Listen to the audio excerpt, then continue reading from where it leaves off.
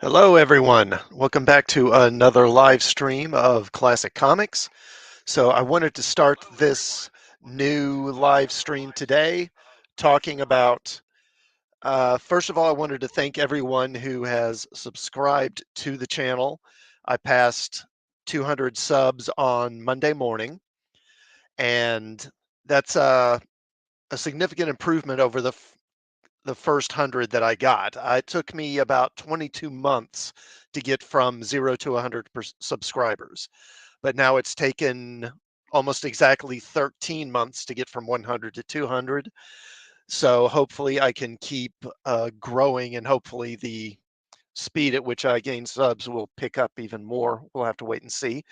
But the main thing I wanted to do with this live stream was talk about a recent study that has made some headlines here. There was a website called fandom.com, and they did a survey in which they basically tried to take an accounting of different fans' level of continuing interest. Here we go. This is from Variety.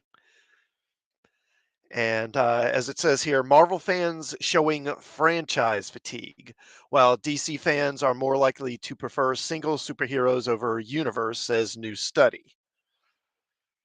Now,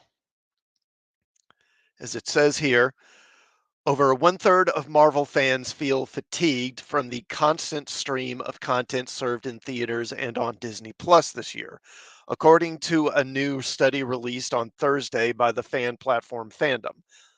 But the study also shows that Marvel fans are also far more inclined to watch any Marvel project in comparison to DC fans, who are more likely to consume film and TV about a single specific superhero rather than the entire DC catalog. And I'm just going to go ahead and assume that one single hero is Batman, probably. Those are a few of the extensive findings in the study, which drew from a survey of 5,000 entertainment and gaming fans between 13 and 54 years old. Oh, hey, Adega. Thanks for stopping by, man. I appreciate it. As well as what fandom terms proprietary insights from its platform of over 300 million users across 250,000 different wikis. So, the most intriguing assertion of the study is that fans can be broken down into four subcategories of roughly descending order of intensity. Now, first, you have the advocates. Now, these people are the core fan base, described as deeply invested in the IP, so much so that it's part of who they are. They are most likely to watch content within the first few days of its release. Some franchises with a high number of advocates include Marvel's Rick and Morty, or I'm sorry, Marvel and then Rick and Morty, Harry Potter, DC, Star Wars, and Stranger Things. Hey, Fiona Wolf, thank you for coming by. Okay. All right. Now, the intentionalists. These fans, which on average make up the largest segment of a franchise's fan base, are more discerning. They're influenced by marketing and strong reviews, storytelling themes, and actors and filmmakers within the projects.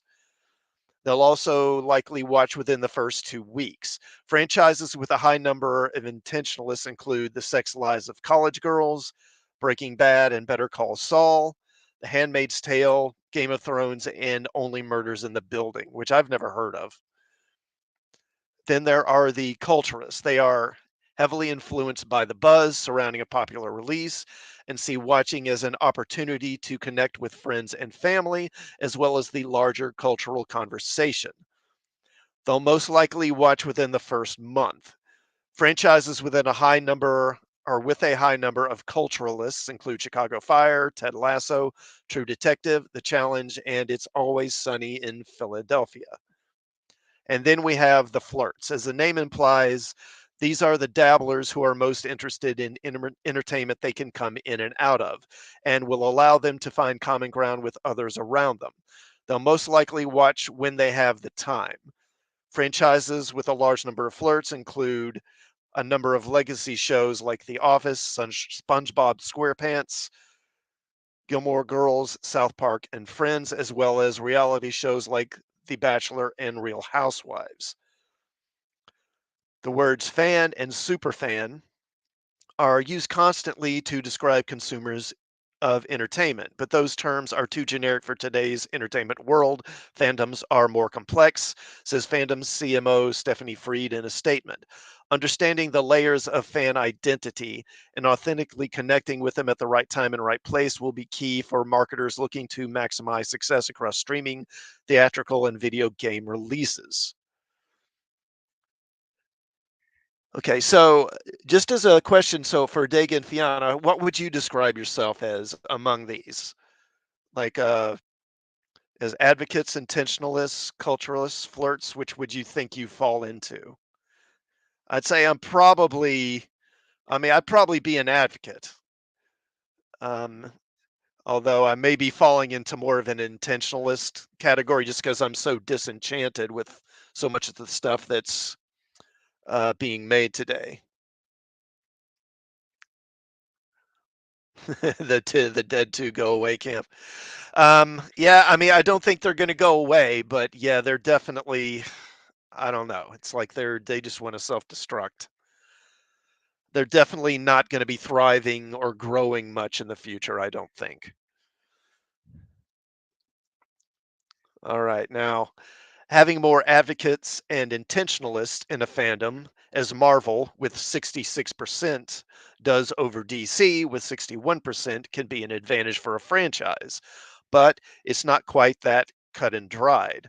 According to Fandom's study, 81% of Marvel fans would watch anything released in the franchise, while 67% of DC fans would do the same.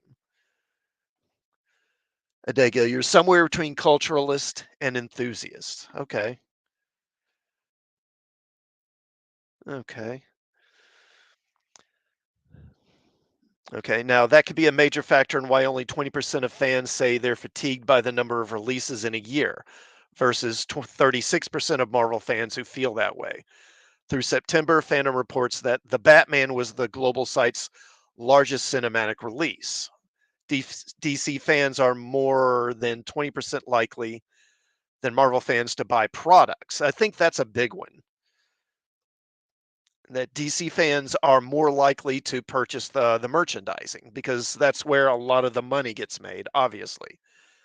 DC fans are 20% more likely than Marvel fans to buy the products, collectibles, clothes, even superhero inspired menu items.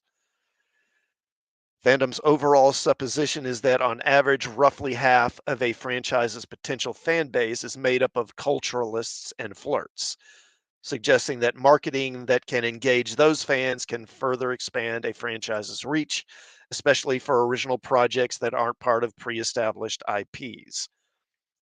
Reaching consumers in an impactful way is not a one size fits all formula, says Perkins Miller, CEO of Fandom.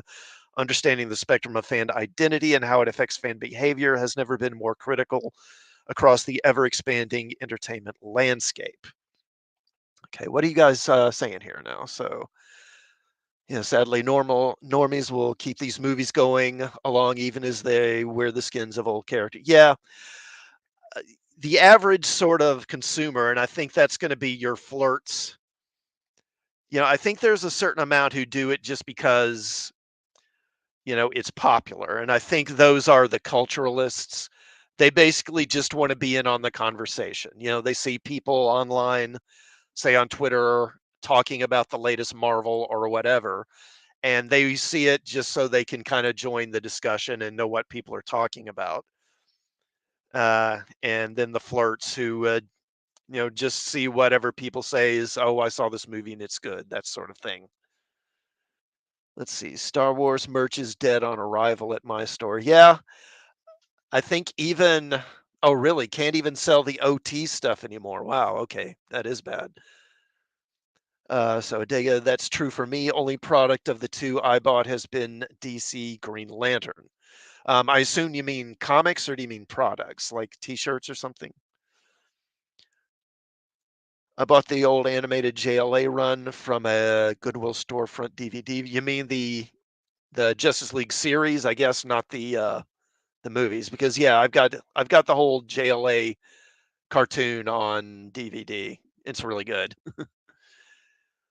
I'm honest, when I at flirt level with a setting like Warhammer 40K, wanted to see why people thought they needed female space marines. I've never played Warhammer 40K. I Back in like the late 80s, early 90s, I played the old Warhammer tabletop RPG a couple of times, and I liked it. I thought it was good, but I just like I already played D&D, why do I need it? So I've never played Warhammer 40K, but I know it's really popular. Adega. So Rings an old graphic novel collection. Oh, okay. Okay. Yeah, JLE Unlimited. All right. So let me move to the next article here. Now, this thing kind of covers some of the same stuff, but I wanted to look at a specific part. So, and this is from Screen Rant. So, why Marvel fatigue is beginning to set in.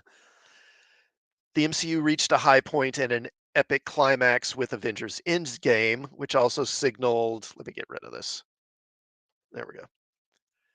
Which also signaled the end of the Infinity Saga. Thus, the franchise was forced to hit the reset button and continue without some of its most beloved heroes like Iron Man and Captain America. Shang-Chi and the Legend of the Ten Rings and Spider-Man No Way Home were resounding critical and commercial successes. Was Shang-Chi really that big a success? But with what seems like more misses than hits, the MCU suffered arguably the first dip in quality during Phase 4.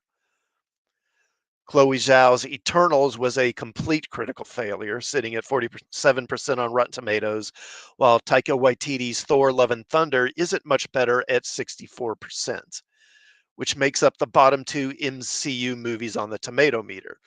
These two films, along with some disappointing aspects of Doctor Strange in the Multiverse of Madness, sparked serious discussions about Phase 4 being the MCU's worst. However, Black Panther: Wakanda Forever managed to conclude Phase 4 with a bang. Did it really? My understanding it had a big opening, but I don't think it's doing that great. Okay, so Fiona, I always buy third party to help local businesses, not the parent IP company. Yeah, so that's kind of what I'm doing now. When I buy DVDs or if I buy graphic novel collections, trade paperbacks, I pretty much always do it through like a used, secondhand outlet. There's a half price books near me. There's also a place, I forget the name of it now, but they sell used DVDs. They also sell old comics, and I buy stuff there. Um, Now there are some like current comics. Like I recently bought a couple of comics this week that I need to review from my local comic shop. But I'm maybe buying a couple of comics in a month, and that's it. And not buying DVDs that are new or anything like that. Okay, so it's how I got the old Warlord comic omnibus. Yeah, that I think you'll really like that Warlord. Warlord started in the late 70s, like right at the end of the 70s, and towards the late 70s, I think partly because of the growing popularity of the Conan comic over at Marvel. In the mid to late 70s, there were a lot of fantasy comics coming out, and DC tried to get in on it, and they put out a lot of stuff towards the end. Most of it failed. It really didn't stick. But Warlord was the one that did. And yeah, it's kind of a mixture of sword and sorcery and sort of like Hollow World type of stuff. Now, originally, when they started, the character was created by a guy named Mike Grell, and he did the writing and the art for it for the early years of the comic. And it was initially supposed to be sort of out in its own continuity. It wasn't part of the DCU, but as time went on, particularly as they got up to Crisis on Infinite Earths, they started making Warlord part of the DCU, which I don't know. I kind of would have been glad for it to stay its own thing, but that was okay too.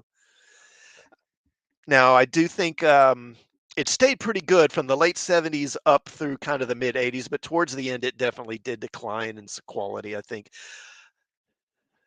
And let's see. Nice UK mom and pop shop. Got my money. I got an old comic run that's fun. Sword and Planet. Yeah, yeah, exactly, exactly. I got a couple of green rings off label, but the complete ring box set came from. So you've got the Adega, I guess you've got the whole set, like of the red and the yellow and blue and all those rings and the black ring and everything. The less the dead two get, the better. Yeah, I'm kind of that way too at that point, honestly. Track down the showcase omnibus because of JLAU episode. Oh, so was it because he was in an episode of the JLA cartoon and that's why you tracked it down? Okay. Okay, so let me get back to this now. It's understandable that a significant portion of Marvel fans are feeling fatigued given the endless barrage of MCU content in theaters and on streaming. In addition to regular movies and show, the MCU now includes Marvel Studios special presentations, a new format that has resulted in Werewolf by Night and the upcoming Guardians of the Galaxy holiday special. While many of these MCU titles have been received well, the heart of the issue seems to be quantity, not quality, that is causing fatigue among fans. However, with movies and shows planned through 2032, Jesus, we're not getting any break, are we?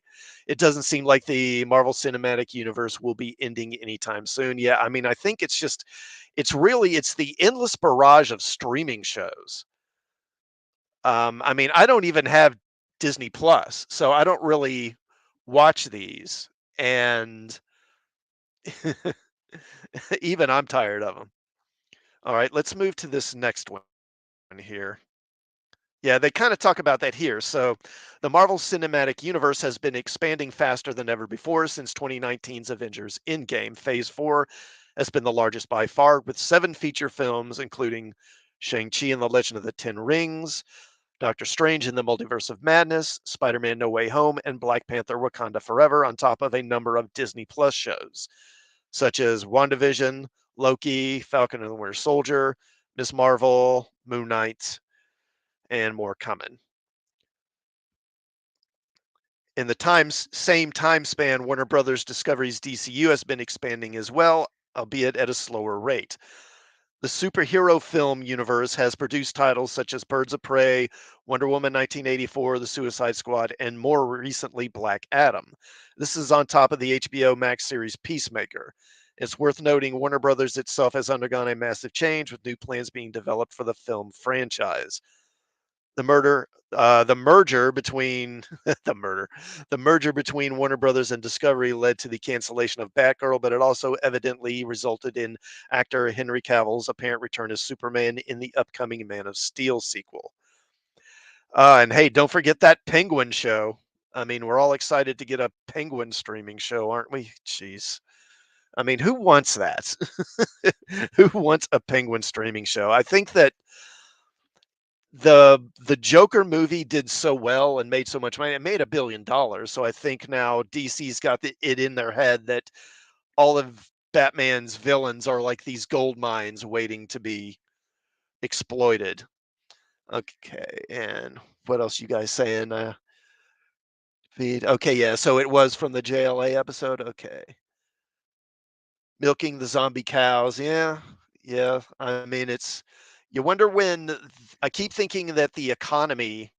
I mean, I think superhero fatigue is part of it. Maybe why we're seeing box office returns kind of going down, but it's also, I think it's a number of things. I think it's the superhero fatigue. I think it's the economy. I think it's people being put off by the crap they're making. Adega, I think it's the endless barrage of mediocrity. If these were good products, this would be much less of an issue. Yeah, yeah, I agree.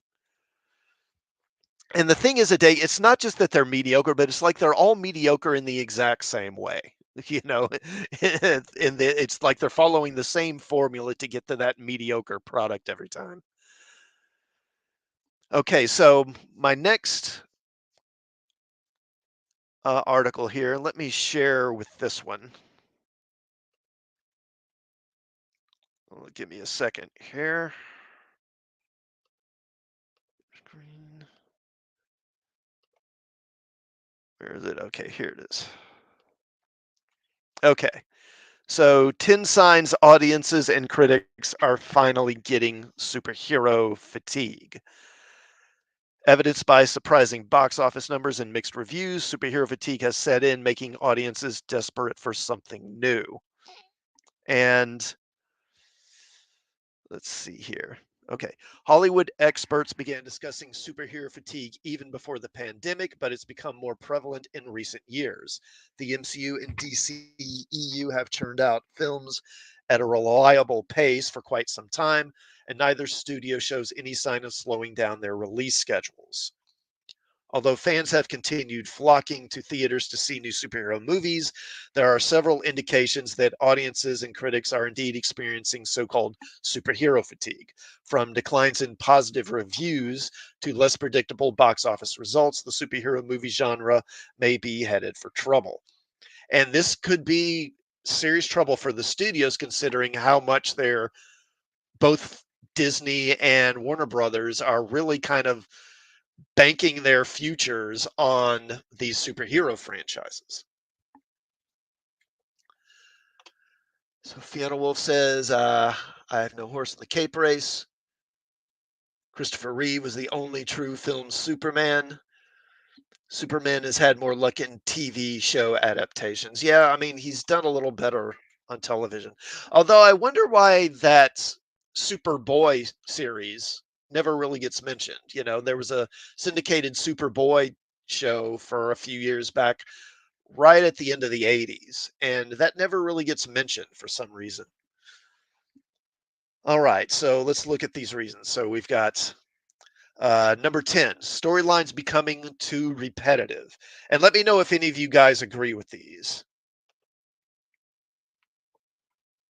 One major complaint among superhero movie fans and critics is that the storylines in new releases are losing their magic. Many viewers feel the plots are becoming too predictable. Without anything to change the pace now and then, the movies feel repetitive. This partially accounts for superhero fatigue because movie audiences tire of seeing the same stories too many times. It would be wise for the DCEU and MCU to start shaking things up in their upcoming films rather than sticking to the same formula. So I think for me, I mean, it's again, I'm kind of in the tank for superhero stuff, so I don't mind the repetitive plots. I'm used to it. What I find repetitive is just it's the same tropes they go to in these shows and movies time and time again. And it's they use a male character, the title character, to get your attention and get people in the door. But then the male character is surrounded by these female characters, and they wind up really almost making the male a side character to an extent. And it's just really you can predict the plot points every time.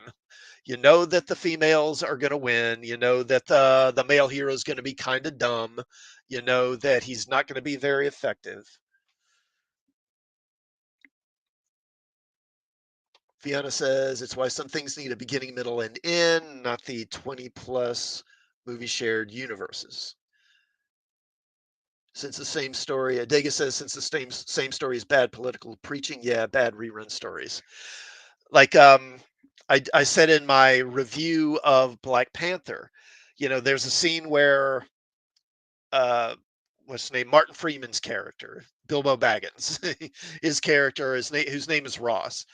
He comes to this crime scene and he finds this bracelet, which is like communicator, a Wakandan communicator. And of course, the Wakandans saved his life back in the first movie, so he feels this kind of obligation to them. So he starts feeding them government information, like top secret information. And then Julie Louise Dreyfus's character shows up, and I figured, oh, she's going to find this communicator, like she's going to catch him with it.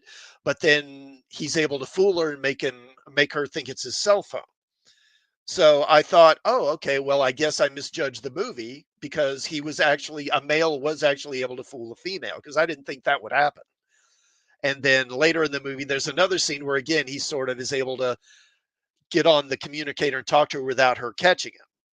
And so I was kind of like, okay, well, I'll give him that. I guess, yeah, they did have one male character outsmarting a female. So, and then later in the movie, she catches him, and it turns out that not only did she know about the communicator, the Wakandan communicator all along, she actually set him up and arranged for him to find it. And she's been surveilling his messages all along and knew that he was giving them information, and then has him arrested for treason. And I was sitting there in the theater just laughing, going like, of course. I mean, I should have known. I should have known. Okay. Now let's get back to this. So the next reason, number 9, fans unhappy about some characters retiring. Characters come and go from any film franchise or TV series, but some departures have garnered disapproval from fans. To keep things fresh, many superhero films feature different character rosters than when they started. However, that freshness has come at the cost of some significant fan favorites. For instance, Marvel has announced there won't be any more films featuring the Avengers, which previously served as a huge draw to the franchise. Did they really say that? I don't remember them saying that. Although some fans appreciate the introduction of new characters, others would prefer to see familiar faces more often. I mean, I didn't think they had said there weren't going to be any more Avengers movies. I think we weren't going to get the old Avengers team with Cap and Iron Man and all that.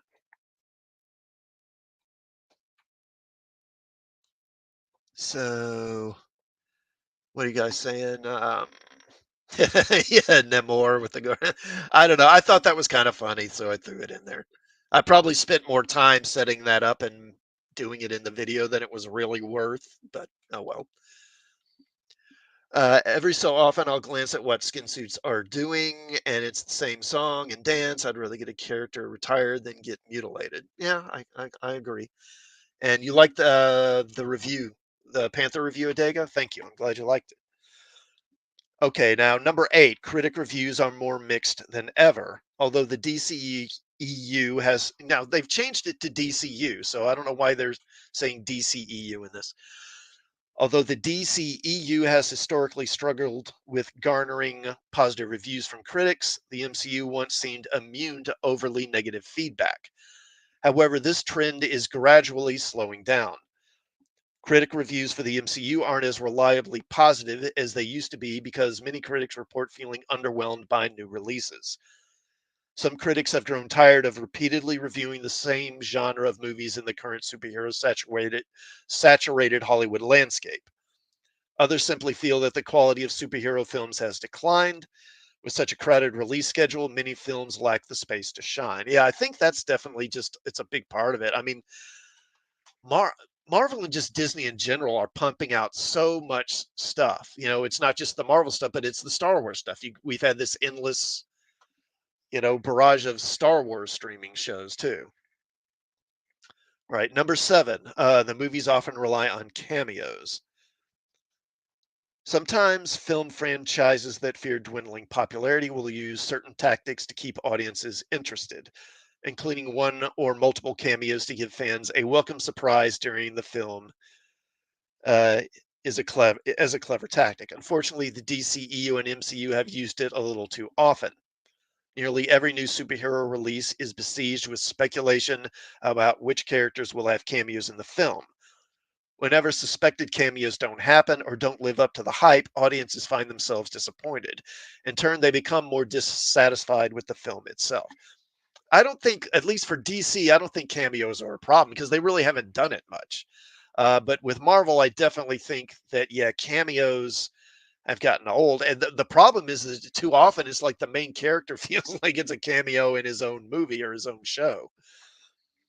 But yeah, they use the popular male characters to sort of sell the female characters. I think She-Hulk is a good example of that. And the Hawkeye show, they use the Hawkeye show to sell Kate Bishop and that Echo character, which we're going to be getting. Okay, so Fiona Wolf says, "Oh, what last Kate movie I watched in theaters was Superman Returns. Really, it was a mixed bag at best. Superman Returns. I mean, it's yeah. I mean, it wasn't part of it is that there was so little action. I think is the real problem. I think that Brian Singer just he didn't really get the character. Okay. Adega says cameos are less influential as the foreshadowing they bring. It's the story, not the character, that piques interest. Okay. I'll go with that. Oh, hold on. Bring this back up. Okay. Number 6. Online reviewers feel underwhelmed too. Even though most superhero films still enjoy respectable ratings on IMDb, Rotten Tomatoes, and other review sites, the tide is beginning to turn in some cases. Many online reviewers feel new superhero movie releases aren't living up to their pre-release hype. Yeah, I definitely agree with that. The trend in underwhelmed online reviewers leads to lower ratings than superhero movies are used to receiving. It also shows that the same old storytelling formulas aren't quite as effective with audiences anymore. They're ready for a change. Yeah, I'll buy that. Fiona says it was Superman moping plus Lois dating someone else. Nope. Yeah, yeah, like that scene where Superman is like lurking in the bushes outside Lois's window, and eavesdropping on her and her family. First of all, it's just weird. It's Superman's like this peeping Tom. But even then, I mean, he's Superman. He could have done that from like miles away. He didn't have to do that by actually flying to the house. And I've stopped looking at hype in gaming as well. I wait for many things to hit $40 or less. Yeah.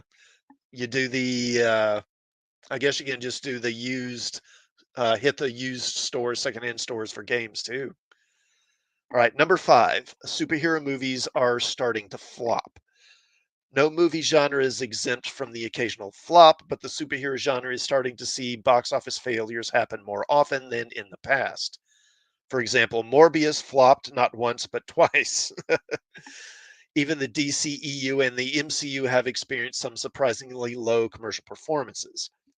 The poor timing of the 2021 Black Widow release resulted in much lower profits than expected.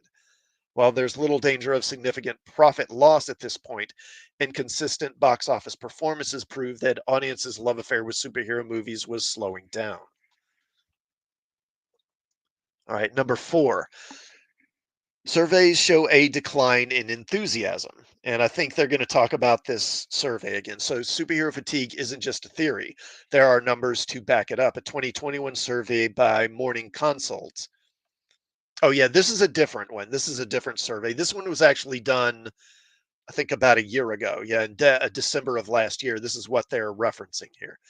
2021 survey by Morning Consult shows that Americans are growing tired of superhero films.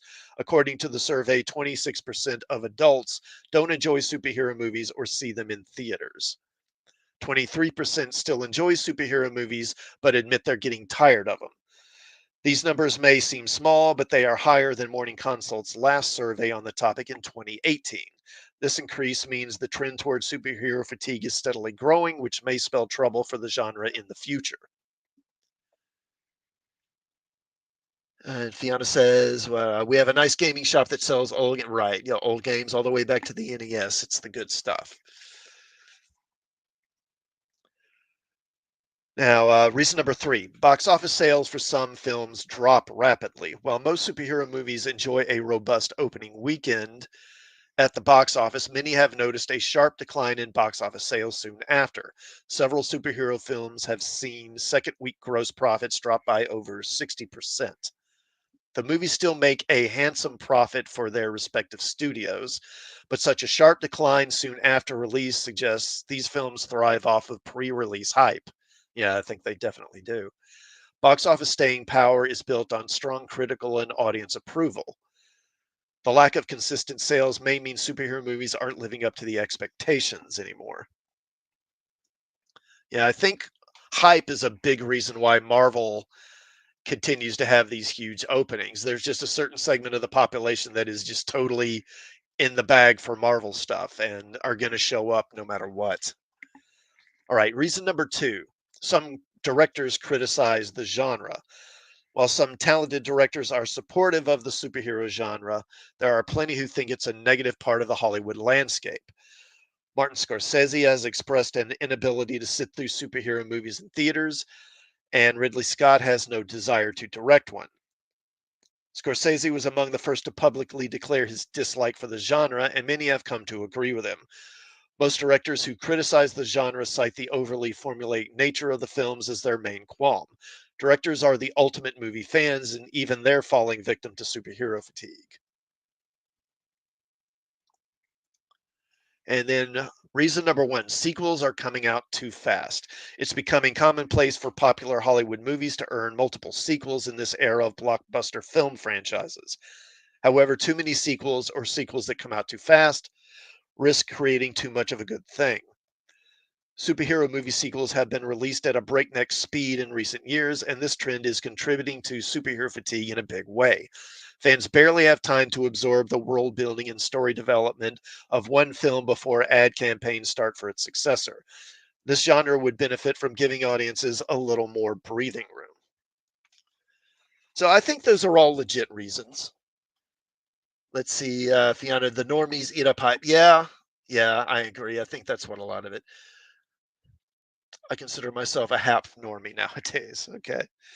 All right. So, yeah, I think these are all legit reasons and definitely contribute to it. Now, they mentioned this morning consult survey, and I wanted to take a look at that. So, this morning consult is a company. It seems it appears that there's some kind of I don't know data analysis. They do like data analysis and use that to inform or advise company regarding marketing and branding and that sort of thing. And they about a year ago they did a lot of surveys for these articles listed here. And I'm not going to hit all of these because all of them I think just aren't that they're pretty dry. And but there are a couple I wanted to look at here. They have some graphics we can take a look at. So most Americans still enjoy superhero movies, but more and more say they're getting tired of them. And we have this here. Almost a third of Marvel fans say they're getting tired of superhero films. And they rank these by responses by I enjoy superhero movies and will continue to see them. I enjoy superhero movies, but I'm getting a little tired of them. I don't enjoy superhero movies, but I still see them occasionally. And I don't enjoy superhero movies and don't see them. And among all adults, uh, about 41%, that's a minority of them. Less than half say they enjoy superhero movies and will continue to see them. And then about 26%, a little over a fourth, say, I don't enjoy superhero movies and I won't see them. Now, with Marvel fans, not surprisingly, that really grows. It's 58% really enjoy the superhero films and will keep seeing them. Gen Zers, it's 47%, a little low. Millennials, it's really high. It's interesting. The millennials numbers are very similar to the Marvel fan numbers. And I believe that sort of reinforces some of the other data in some of these that show that Gen Zers are really not a big part of the audience. They're only about maybe 9% of the Marvel audience.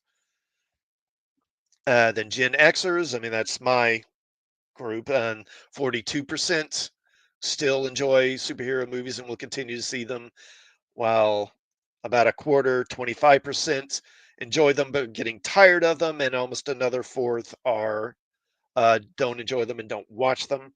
And baby boomers are the most negative on them. They nearly 41% of them don't like them and don't see them. So, what do the numbers say? 23% of US adults said that while they like superhero films, they are getting tired of them, but 6 percentage points, that's up 6 percentage points from a 2018 survey. 19% of Marvel fans also expressed fatigue with the genre. The 2018 survey, oh, wait, I need to share. Oh, I'm sorry. I need to share the screen. I'm not sharing the screen. Let me fix that so you guys can see this too.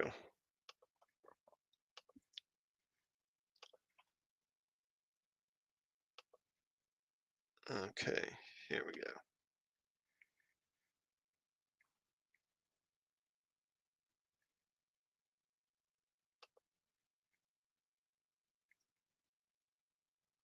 No, I'm sorry. That's the wrong one. Let me stop that.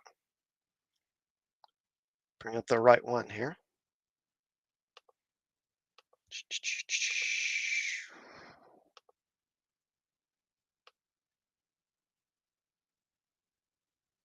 Okay,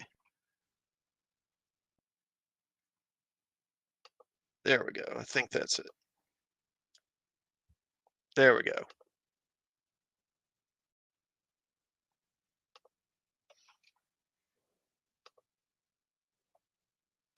Yeah, okay, that's it. So, and again, I'll show you the graphic here right quick since I wasn't shared earlier. So you've got this graphic here, and this shows the percentages. I won't dwell on it too long, but we'll go over what the numbers say here. So, what the numbers say 23% of US adults said that while they like superhero films, they're getting a little tired of them, up 6% percentage points from a 2018 survey. 29% of Marvel fans also expressed fatigue with the genre. The 2018 survey did not poll Marvel fans specifically, but 21% of self identified superhero movie fans said that they were getting tired of the genre. So the number is going up. And Dega says boomers had a ton of real movies in their memory. To compare modern superhero stuff with that catalog is like comparing ice cream to Brussels sprouts. Well, I think it's a matter of taste. I mean, I really like superhero movies, but the ones that have been coming out here in the last few years, yeah, I don't enjoy them very much. Fiona Wolf says, "Yeah, I find I keep watching movies made before 2010 or even 2000 and before." Well, I do think that the older stuff generally has I don't know. They honestly they're just written better. There's smarter writing, and I think in modern movies there's just such a reliance on the CGI to sort of carry the story and carry the movie. And I don't have any proof of this. And this is something I thought about doing a video on, but I really think that movies are written the way they are now, and they have all these plot holes in them. And they just seem kind of lazily written, really. And I think part of it is because Hollywood just kind of has this belief, and I think they may be right, that people just aren't paying attention because people, you see it in theaters, and I see it when I watch movies with my friends or with other people. They'll be sitting there spending half the time on their phone, and they're not really even paying attention, and they'll pay attention when there's an explosion, or a fight or something like that. They'll look up and watch for a minute or so, and then when the action's over, then they go back to their phones, and they aren't really paying attention to what's happening between like the action scenes, the big set pieces. And I think that's part of why so many movies are so poorly written now, because there's no real thought or effort put in by the writers to make this stuff make sense or hold together, because they feel like, well, why bother, because no one's watching anyway. All right. Now, the shares of Gen Xers and baby boomers who said the same each increased 8 points from the 2018 poll. Millennials and Gen Zers showed little change in opinion. The share of adults who said they don't enjoy superhero movies and don't see them in theaters ticked up slightly from 23% in 2018 to 26% this year. The share who said they enjoy superhero movies and will continue to see them in theaters stayed flat at 41% since the last survey. At 59%, millennials were the generation most likely to say they enjoyed superhero movies and plan to continue seeing them in theaters. Baby boomers, unsurprisingly, were the generation least into the genre, as a majority, 53%, said they don't enjoy superhero movies, though 12% of that group said they still watch some on occasion.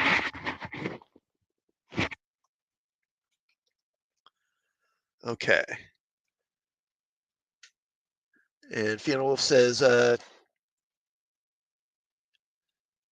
they use charming practical effects too. Yeah, they used more practical effects back then, which just it took more work. I think they put more work into it back then.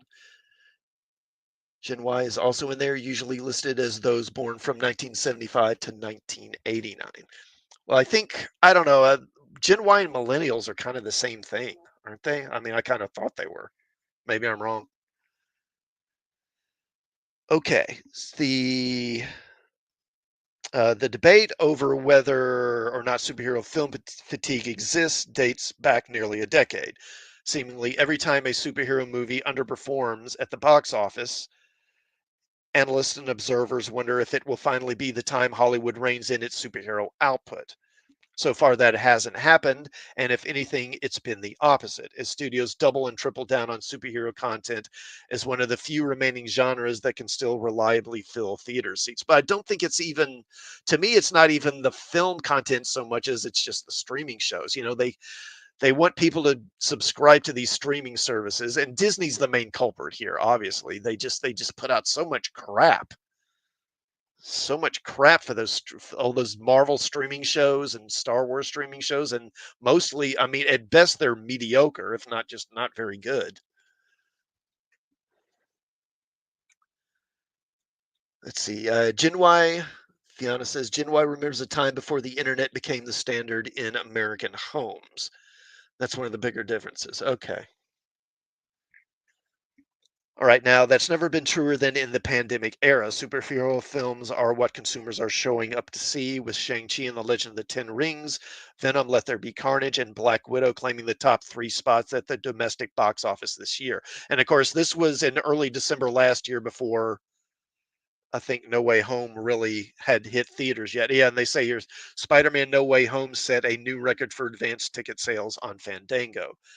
Disney continues to build up its Marvel slate, scheduling 7 more films for release through 2023, with even more titles reportedly planned through 2028, as well as a plethora of TV shows designed to continue the Marvel narrative on Disney Plus. There is little sign that Marvel will suddenly stop being a deeply lucrative property for Disney, but the studio has to consider if it's at risk of overplaying its hand. Yeah, I think they are. A non-trivial number of moviegoers say they're tired of these films, and that group is likely to continue getting bigger, especially now that the studio has pivoted to a largely unfamiliar set of characters. The Avengers aren't coming back to save the day. Right. Okay, let me unshare that one. There's some more stuff here with the morning consult surveys I thought was worth taking a look at.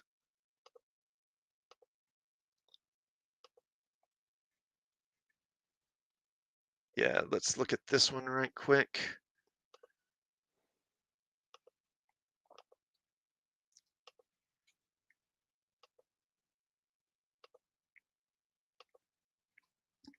Okay. Is Gen Z too cool for Marvel? Now, this is the audience that these Hollywoods, basically, that all entertainment outlets are pandering to now or trying to get. The Gen Zers. So is Gen Z too cool for Marvel? Just 9% of Marvel fans identify as part of the generation. Data indicates millennials are the driving force of interest in Marvel and superheroes. And I'm not going to go through the whole article, but again, I thought I'd look at the graphic they got here. So demographic makeup of Marvel fans. So according to their survey, Marvel fans are 53% male, 47% female. The age, uh, Gen Zers, just 9%, just 9%. Mostly millennials at 40%, then Gen Xers and baby boomers are about even at about 25%. Race and ethnicity, of course, it heavily skews white. 64% are white adults, 18% Hispanic, 13% Black, 5% other. Household income under 50K. I mean, I don't think that's that important to go over. Political party, Democrats 41%, political independents are 33%, and Republicans 27%. What the numbers say. So Marvel fans are slightly more likely to be male than female. The demographic is also overwhelmingly white, while 18% of fans are Hispanic and 13% are Black. Fans of Marvel comics, films, or TV shows are most likely to be millennials. Roughly 1/4 of the Marvel fan base are baby boomers and Gen Xers, while Gen Zers account for just 9% of Marvel fans. More than half, 55% of Marvel fans have a household income of less than 50,000 a year. They're slightly more likely to live in suburban areas, 42%, than urban, 34, or rural, 25%. And among political identifications, Marvel fans more likely to be Democrats at 41% ahead of independents, 33%, and Republicans. And I think it would be worth noting this is the films. When we're talking Marvel, we're talking Marvel Films, Marvel Studios. This isn't Marvel Comics, I don't think. Because I don't believe for a minute that Marvel comic fans are 47% female. Millennials are by far most engaged with superhero fandom. And then it's got it broken down by generations. Let's see. So, watch Marvel movies, 44% for general adults, 55% for Gen Zers, 66% for millennials, and 43% for Gen Xers, baby boomers 20. Watch superhero shows, 42% for all adults, 50 for Gen Zers, 60% for millennials. Millennials just lead in all categories. Gen Xers 41%, then 24 for baby boomers. Read comics. Now here's an interesting one. Read comics. 22% of adults, 30% of Gen Zers, 39% of millennials, and 60 or 6% for baby boomers. Uh, I find it hard to believe it's even that high. And I'm guessing a lot of these people are saying they read comics because they've read a trade paperback or two at some point, not because they're collectors or they read them regularly. By comic memorabilia, 17% for all adults, 21% for Gen Zers, 33% for millennials, 14% for Gen Xers, 2% for baby boomers. And millennials, again, are way ahead in terms of cosplaying and attending comic conventions. So, really, it's the millennials that are their core audience. Yeah, like you say, Theana, it's woke white males. That's who's doing it. Adega. Oh, had soy. Yeah. Okay. And let's see. I think there was another one or two of these articles, and then we'll wrap up here. And yeah, let me look at that one right quick. So,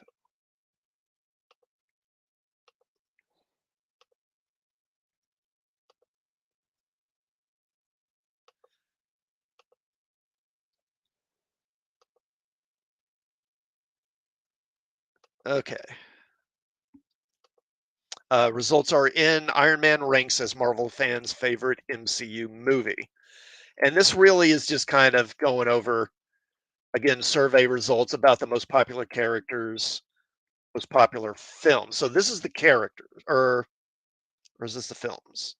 Yeah, so this is the movies. This is the Marvel films ranked by all US adults. Iron Man's number 1. Iron Man 2 is a lot higher than I thought it would be. Tied with the Avengers. I'm surprised Thor is that high.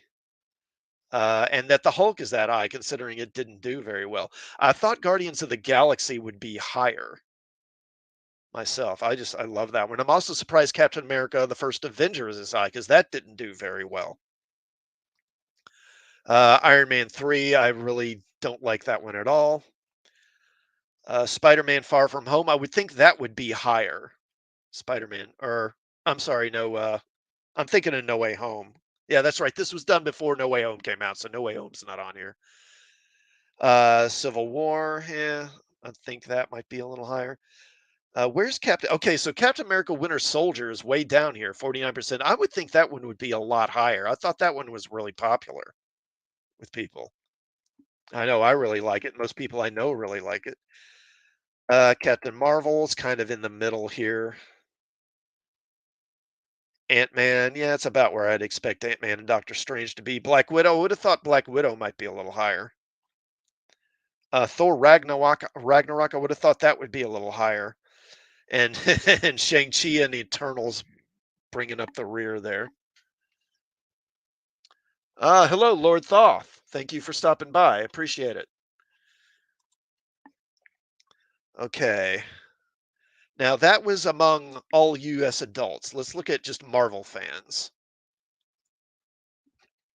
I don't think there's that big a difference as far as how the characters are ranked, but I do think that there's definitely a difference in the amount of percentage that they get in the survey. So we got Iron Man number one, then Avengers, then Iron Man number two, Thor. So I mean, the top four are basically the same. It's Iron Man 2, Marvel, Avengers, and Thor. And then Captain America, the first Avenger, is a little higher here. Guardians of the Galaxy is about the same spot.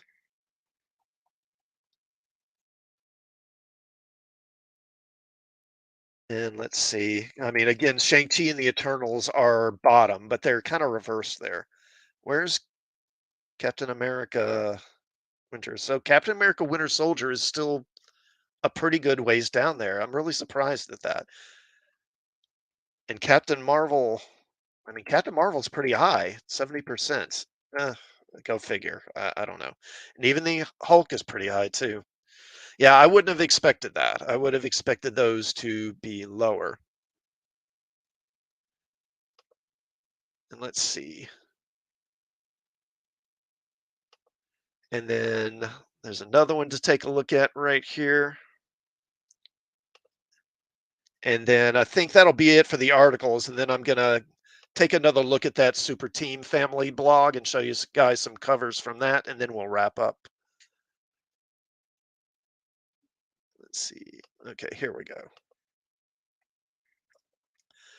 All right. So Marvel's Disney Plus series driving an interest in the comic books that inspired them. Okay, yeah. So, so 38% of U.S. adults said they read comic books, while 31% of comic book readers said they read them more often when Marvel releases new movies or TV shows. 54% of Black adults and 28% of women said they read comic books. So it's interesting. The percentage of Black adults who say they read comics is higher than the standard population, which is only 38, which is kind of surprising. Now, long before there was a cinematic universe, Marvel characters lived solely on the pages of comic books. Well, not solely. I mean, they had cartoons and see, this is the thing that drives me crazy. It's that the media and Marvel fans like pretend that superhero comic or superhero shows weren't a thing until Marvel came along. It's like anything that happened before the Marvel Cinematic Universe, they just try to pretend didn't happen. Because like Captain Marvel was the first female superhero. There wasn't a Wonder Woman movie that came out just like 2 years before, or Supergirl came out in 1984, and then, or was it 83? It might have been 83. Or yeah, Black Panther was totally the first black superhero in a movie. It wasn't Blade who came out in the 90s. Okay, so there why Walt Disney Company's lucrative superhero property gets to exist at all, and now the on-screen adventures are returning the favor to the medium that birthed them. According to several comic book shop owners and industry experts, the Marvel Cinematic Universe, including its string of original TV series, which often feature lesser known characters, is driving a surge of interest in both new Marvel issues. Yeah, sure it is. And collectors and vintage items. The Disney behemoth is helping to revitalize an industry that many had left for dead. As soon as there's any kind of announcement or rumor that a new Marvel character is going to be appearing in either a Disney Plus show or a movie, there's an immediate spike in demand and prices, said Rick Hirsch, director of marketing at the auction site Comics Link. And again, we got some graphics to work with here. So Fiona says, I did see a trailer once. She was everything I detest about girl boss cape characters. I guess you mean Captain Marvel, right? Adega, Blade, Wonder Woman, Isis. Yeah, Isis. I didn't even think about. I think the character, the actress who played her died. Not like I think last year, maybe. I may be remembering it wrong, but I think so. A lot of pioneers well before the MCU. Yeah, yeah, definitely. Okay, so Marvel films and TV series spur interest in source material. Respondents were asked if they read comic books more or less often when Marvel releases new movies or TV shows. And I mean, the vast majority is no more or no less often. It doesn't really make a change, especially with baby boomers. But then, let's see, but then with millennials, again, the shift is the biggest. Uh, so it's what about 44% say either much more often or somewhat more often. Gen Zers at 32%, and Gen Xers at about 23%. So again, we got the millennials that are really driving interest in MCU material. Among the 38% of adults who said they read comics, roughly one third, 32% said that debuts of new Marvel movies or TV shows are a major reason why they read them. 31% of comic book readers said they read the books more often when Marvel releases new movies or TV shows, something comic book stores owners are noticing more and more. You see an uptick in interest at various comic books that are both available month to month as new comic books and in trade paperback and hardcover collections, said Mars Richards, managing partner at Sunset Comics, a shop based in West Hollywood. A lot of what Marvel is exploring now are titles that may not be immediately familiar to the entire viewing audience, he added, referring to Disney Plus series like WandaVision and Hawkeye. Yeah. Previous morning consult data revealed that many of the characters featured in these new and upcoming Marvel Studio projects, like Shang-Chi and Moon Knight, have low average awareness among general audiences and Marvel fans, but that may change as readers increasingly seek out comics that feature them instead of the ones with MCU stalwarts such as Captain America and Iron Man. Yeah, I mean the thing is the spike in interest never stays. It's when the movie comes out or something like that, you might see an uptick in sales for a month or two. And it doesn't help that so often what's going on in the comics isn't reflective of the movie, particularly back when the MCU was first really taking off and hitting it big. Who were the big stars? Well, Robert Downey Jr. is Iron Man, Steve Rogers, Captain America, Thor, that sort of thing. But at that same time that was taken off in the comics, Tony was dead and had been replaced by Ironheart. Tony was dead and had been replaced by Sam Wilson, and Thor. I forget what was going on with Thor. Thor might have been still around. But so often they change this stuff, and then when fans of the movies, look at the comics, it's not the same stuff, and I think that turns some people off. Okay, you are seeing a shift away from the old guard characters and moving much towards what is going to become the young Avengers, Richard said. The reading audience is ahead of the viewing audience and is as far as getting ready for the next round of heroes and villains. Yeah, I mean, if they're going to do young Avengers and they're going to do like this all female Avengers thing, I mean, they can do that, but I got to think that's going to be a financial loss for them because those characters just aren't that popular. Fiona Wolf says, I like stories where men and women are a team. Lots of old sci fi shows know this well. SG1, Space 1999, Babylon 5. Yeah, I agree. I never watched SG1 a lot. I watched like the first few episodes and I just wasn't into it. But yeah, Space 1999, Babylon 5, Star Trek shows. So if a book has that angle rather than the sexes tearing into each other, automatic bonus to me. Yeah, and I mean, that's what so much of this is now, particularly from Disney. It's stuff where basically the male is dumb or ineffective or passive, or just kind of a wimp in some way. And I do think it's starting to hurt them a bit. I know that Strange World, that new Disney movie that's come out, apparently I haven't looked, but I'm hearing that's not doing well, that it's kind of flopping. And apparently that thing's pushing as the critical drinker would say, the message really hard. Okay, guys, we're coming up on an hour, so I think that'll be enough of the articles. We'll take a few minutes. I'm going to go over to Super Team Family again and just show you some of this stuff, some of these fictional covers, because again, I just think they're fun. And we'll probably take maybe 10 minutes or so to do that, and then we'll wrap this up.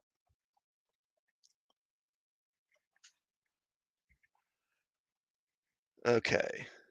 Now, I believe Batman in Concrete here is where I left off last time. I assume, I don't know if you guys know it, but this is a blog that there's a, I don't know the guy's name, but he has this blog where he creates these fictional covers for stories that were never published. Let me go up top here. So, as he puts it, Super Team Family, The Lost Issues, the greatest team ups that never happened but should have. And he creates these covers for fictional team ups with superheroes. And again, I think I left off with Batman and Concrete here. So we'll go to the next one. And this one's got Batman and John Stewart. And this John Stewart image, I'm not sure where that's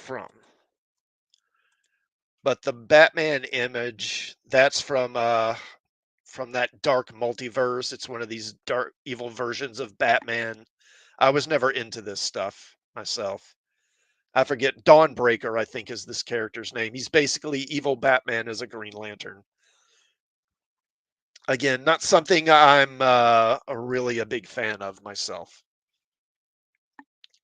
Then we got Batman and Doc Samson. So Doc Samson's kind of a supporting character from the Hulk books. Doc Samson is he was a psychiatrist and he got exposed to gamma radiation and he became big and strong. He didn't get green skin; he just got green hair.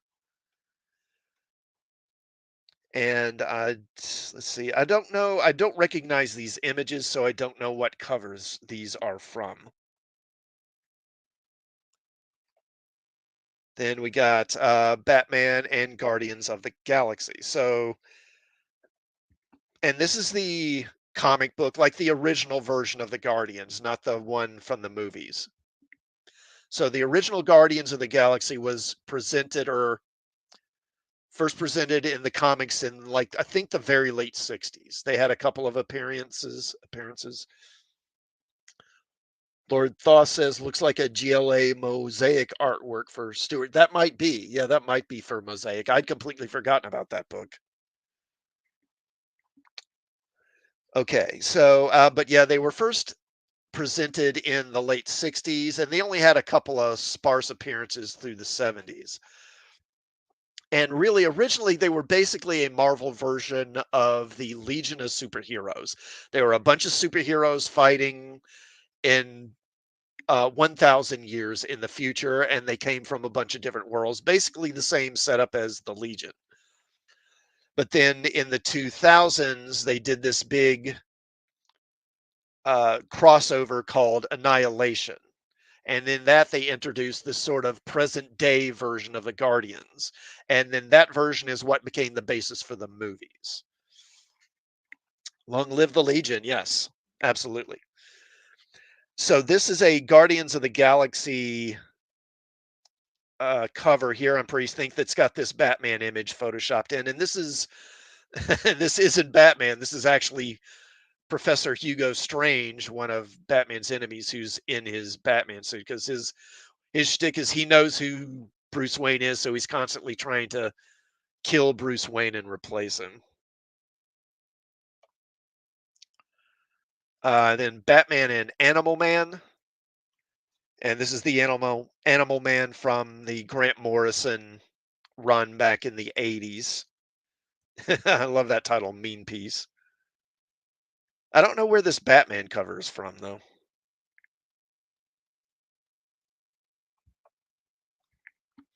And Fiona says, or actually, no, Thaw says, I admit I prefer the original Guardians. I do myself, kind of. My guess is that it's probably one of those things where it's kind of which version did you see first? You know, younger people who saw the Marvel version or the 2000 version first would probably say that one.